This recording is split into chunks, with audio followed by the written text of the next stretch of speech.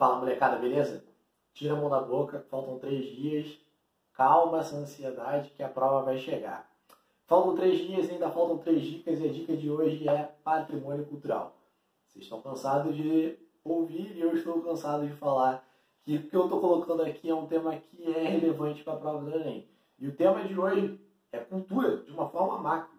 Mas patrimônio cultural, quando a gente fala sobre patrimônio cultural, a gente está falando de um tema que tanto aparece ali como sociologia, como história. Afinal de contas, para que diabos serve o patrimônio cultural? Bom, gente, o patrimônio cultural ele serve de alguma forma para preservar. Olha só, olha o que o IFAM faz. O IFAM ele preserva, mas ele preserva o quê? Ele preserva um pouquinho da nossa identidade, um pouquinho da nossa origem, um pouquinho da nossa memória.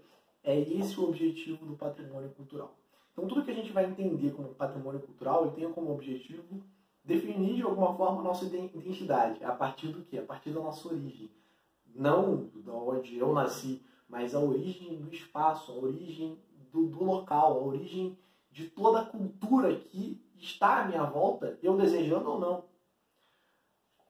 Basicamente, então, o patrimônio cultural ele trabalha com os aspectos culturais, sejam físicos, sejam não físicos, na ideia de preservação de identidade, preservação de uma memória.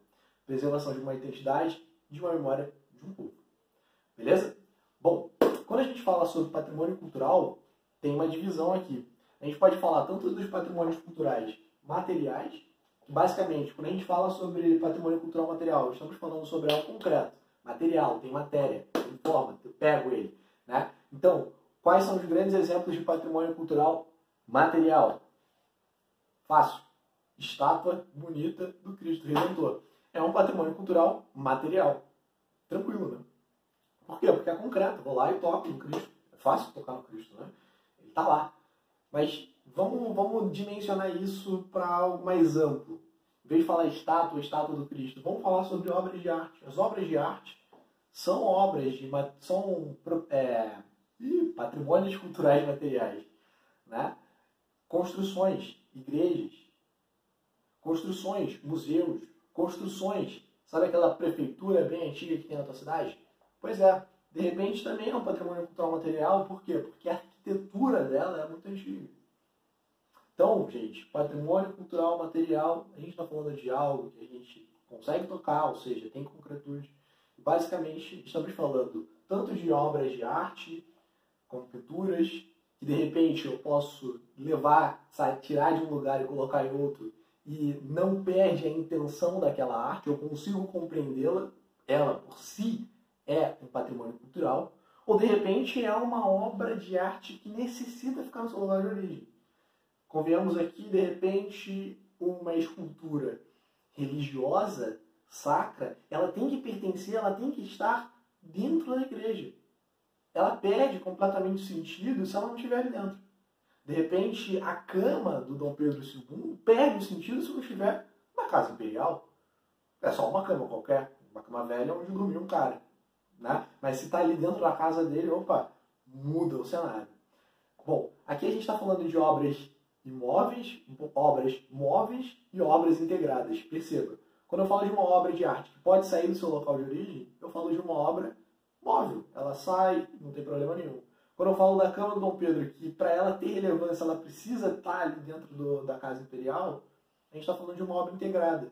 E quando a gente está falando de algo que não tem como sair dali, de repente a estátua do Cristo Redentor, ou de repente a igreja em si, a gente está falando de uma obra imóvel. Bom, gente, para além de patrimônio cultural material, também temos o patrimônio cultural imaterial. E o que vai ser? O que esse I significa aqui? Né? O que esse I na frente do material vai significar? Vai significar que a gente está falando agora de tradições e práticas do convívio da vida social, do cotidiano social. Ou seja, eu não estou mais falando de algo que eu posso tocar, mas algo que acontece, é uma vivência, é de fato aquilo que a gente chama de cultura. Afinal de contas, aqui eu estou falando da linguagem, da forma como as pessoas se expressam. Eu estou falando da culinária. De repente, quando eu como ali o acarajé, ele acaba, né? Não tem mais acarajé. Mas, de repente, também, o acarajé não é só o acarajé. É todo o processo de produção do acarajé que vai bem antes de você degustar. A gente está falando também de fazer arte. E aqui, olha que diferença. diferença de fazer arte para obra de arte não é simplesmente a peça. Não tem como eu guardar, preservar. De repente, quando a gente fala de uma literatura de cordel, não é o guardar a literatura de cordel. A gente pode fazer isso como uma obra de arte. Mas, de repente, é o construir a literatura de cordel. De repente, é como eu construo aquela arte. E esse fazer artístico, ele é importante. E aqui, gente, se a gente começar a olhar, né, a determinar, e aí, tá, beleza, mas como é que eu preservo isso? A gente vai ver que as técnicas de preservação são bem diferentes.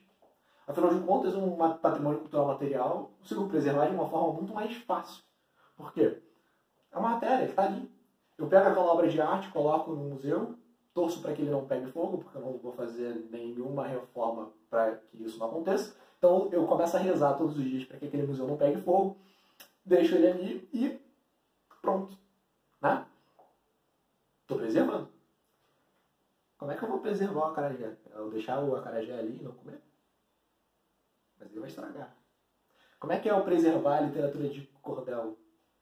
Você ia pegar a obra e deixar ela ali, mas aí eu só estou preservando a obra, não estou preservando a forma de construção. Ou seja, o patrimônio cultural imaterial, ele muda, ele transita, ele vai de geração para geração, e por conta dessa geração para geração é que ele é preservado. Então o que o IFAM faz? O que nós fazemos para preservar essa cultura imaterial?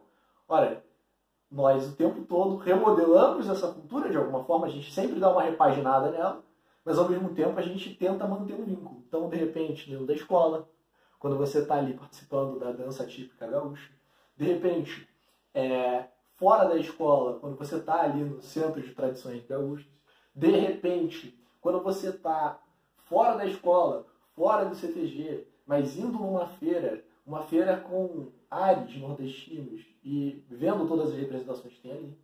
Então são as formas de como a gente vai preservando e mantendo o nosso patrimônio cultural e material. E, obviamente, o IFAM ele faz alguma coisa em relação a isso.